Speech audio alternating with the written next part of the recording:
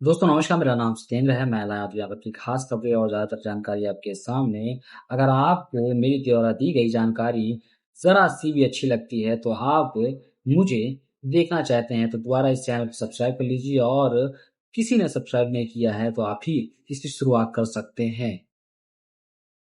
America ये युद्ध जीत रहा है कि नहीं जीत रहा है, इसके बारे में खुद अमेरिकियों से जब पूछा गया और जब पोल बताया गया तो उसके निर्णय वैसे ही हैं जैसे कि दुनिया भर में है कि अमेरिका ये युद्ध हार रहा है और हार चुका भी है। बस इसकी घोषणा अमेरिका नहीं कर सकता है, जिस तरह से वियतनाम में उसने घोषणा नहीं करी थी, अफगानिस्तान में इसने घोषणा नहीं करी थी और बाद ही बाद इराक में, यमन में कहीं भी उसने घोषणा नहीं करी थी। बस चुपचाप चला गया था और यही उसकी पहली निशानी होती है कि उसको चुपचाप जाना ही पड़ता है, चाहे आज नहीं तो कल।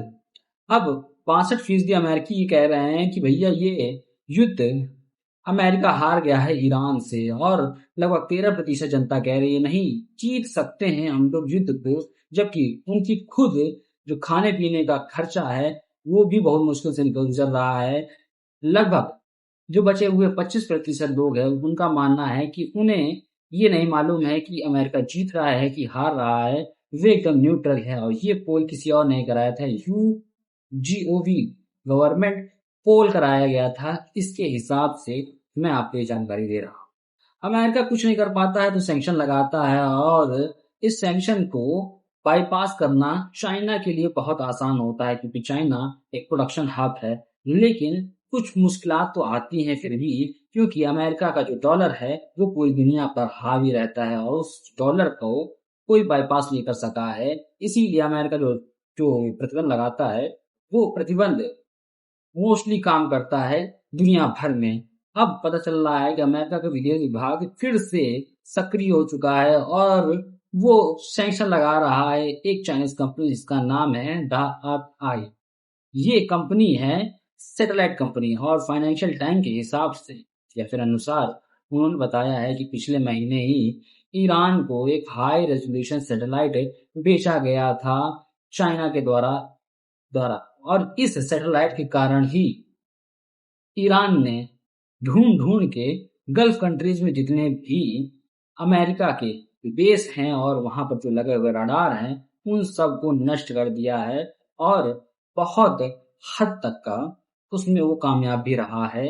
आपने बिलियन डॉलर सुना होगा, ट्रिलियन डॉलर सुना होगा और अब मैं बात करता हूँ 5 ट्रिलियन डॉलर की कंपनी के बारे में।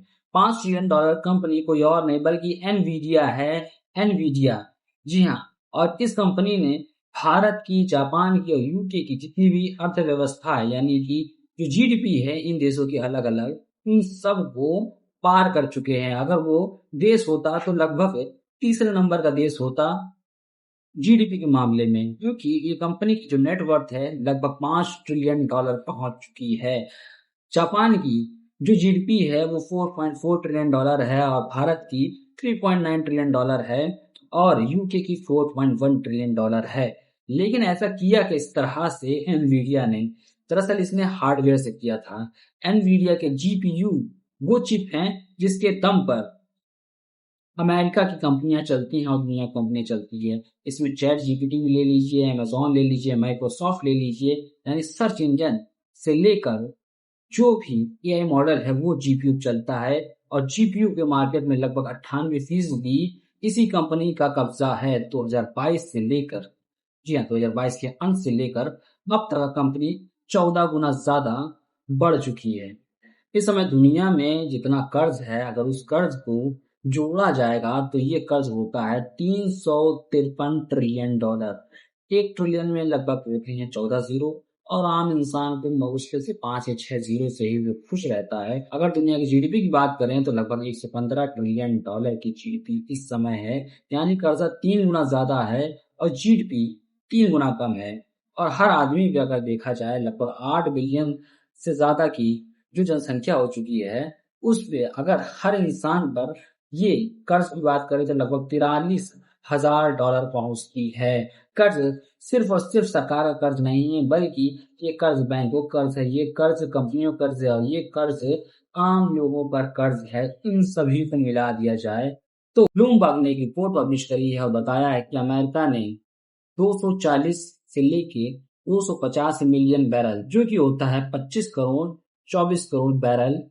ये बैरल, एक बैरल में होता है 163 लीटर तेल का एक्सपोर्ट किया है अमेरिका ने पिछले 9 हफ्तों में। और इसकी अगर शुरुआत की जाए तो 5 से लेके 7 मई 2026 को ये माना जाता है ये 9 हफ्ते यहाँ से शुरू हुए हैं।